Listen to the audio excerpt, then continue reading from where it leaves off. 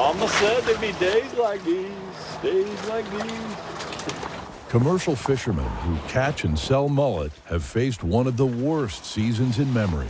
Like we're going to Alaska or something, dude.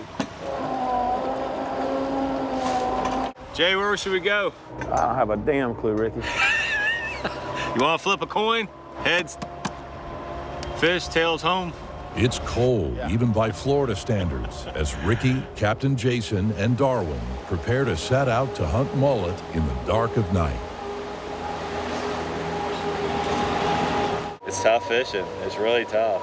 I mean, plus the gas is up, price of mullet's down, so it's kind of like a bomb going off, so to speak, in the season. It's just not going off in the right direction.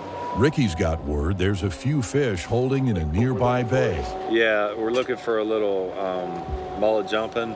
If not, the water bouncing like a little school, kind of moving through the water. Hopefully we'll see some up here. Captain Jason slowly moves along the shore as Ricky and Darwin look and listen for signs of mullet.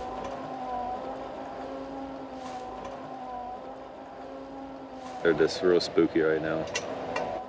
The water's just crystal clear. Fish can see you before you see them. When he throws it or throw it. Any noise made in the boat could spook the mullet, pushing them out of range of Ricky and Darwin's cast nets. If you move around the boat and make a little wave, they can feel that. Yes, sir. I heard one. Yes, sir. In the bushes, or? It didn't sound like it was that far. That's the second one. Go ahead, Darwin.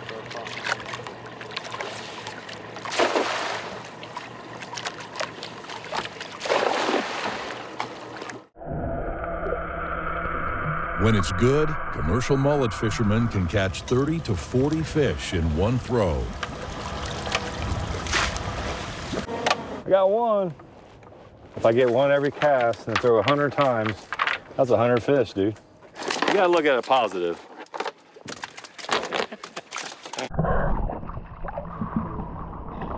You got one too? So if you threw 100, we have 200. Look at there, son.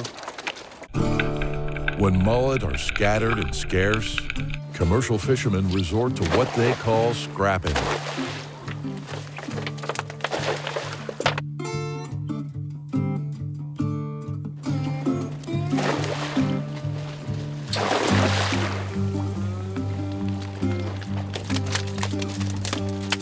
So when we're scrapping all night, you throw like a 15-pound net, 9 or 10 foot in the channels.